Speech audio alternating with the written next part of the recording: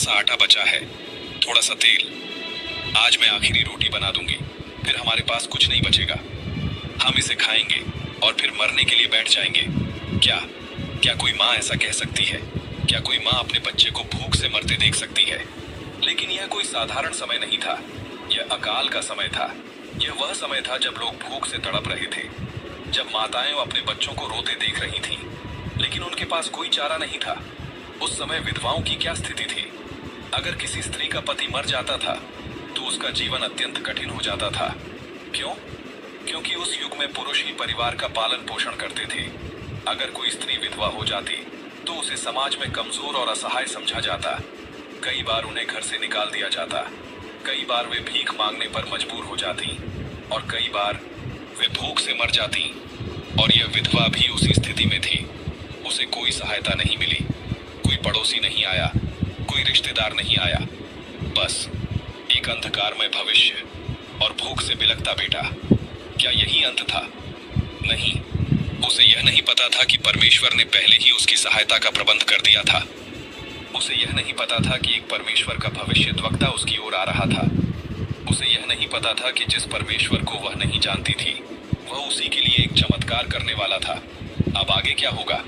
जब एलियाह इस विधवा से मिला, जब उसने उससे असंभव मांग की, जब उसने कहा पहले मेरे लिए रोटी बना, तब क्या इस विधवा ने उसे कुछ दिया या फिर गुस्से में मना कर दिया?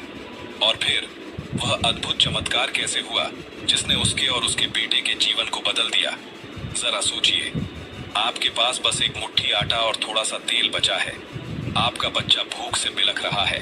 आप जान रहे हैं कि यह आखिरी भोजन होगा और फिर मौत। और फिर अचानक एक अजनबी आता है और कहता है, पहले मुझे खाना दो। क्या क्या आप यह कर सकते हैं?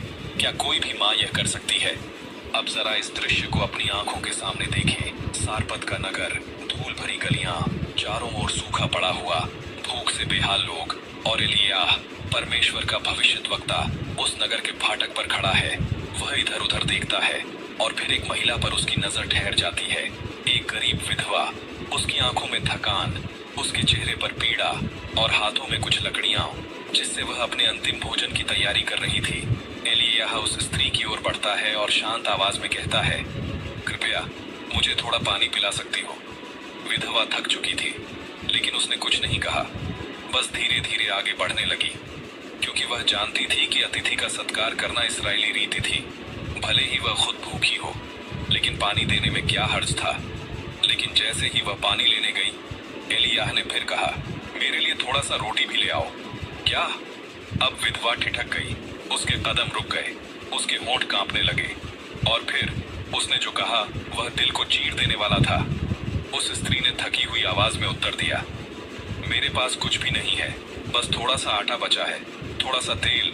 मैंने लकड़ियां इकट्ठा की हैं ताकि आखिरी रोटी बना सकूं, और फिर मैं और मेरा बेटा इसे खाकर मरने के लिए बैठ जाए। क्या? ये उत्तर सुनकर कोई भी कांप उठेगा। कैसा भयावह समय था। एक माँ अपने बच्चे को भूख से तड़पते देख रही थी, और अब वह अपने अंतिम भोजन की तैयारी कर रही थी। लेकिन एलियाह चुप नहीं रहा। उसने बड़े विश्वास से कहा, मत डर, जैसा तू कह रही है वैसा ही कर, लेकिन पहले मेरे लिए एक छोटी सी रोटी बना। क्या? कैसे? क्या कोई माँ अपने भूखे बच्चे को छोड़कर किसी अजनबी को पहले भोजन दे सकती थी? क्या यह न्याय संगत था? लेकिन एलियाह रुका नहीं। फिर उसके बाद अपने और अपने पुत्र के लिए बना लेना। और फिर उसने वो वचन कहा जो इस स्त्री का जीवन बदलने वाला था। यहोवा का यह वचन है, जब तक यह धरती सूखी रहेगी, तब तक न तो तुम्हारे आटे का घड़ा खाली होगा और न तुम्हारे तेल का पात्र घटेगा। क्या क्या यह सच हो सकता था? क्या यह स्त्री इस पर विश्वास कर सकती थी? अब यह उसकी आस्था की परीक्षा थी। विधवा स्त्री हाँफती हुई अपनी छोटी सी झोपड़ी में पहुंची।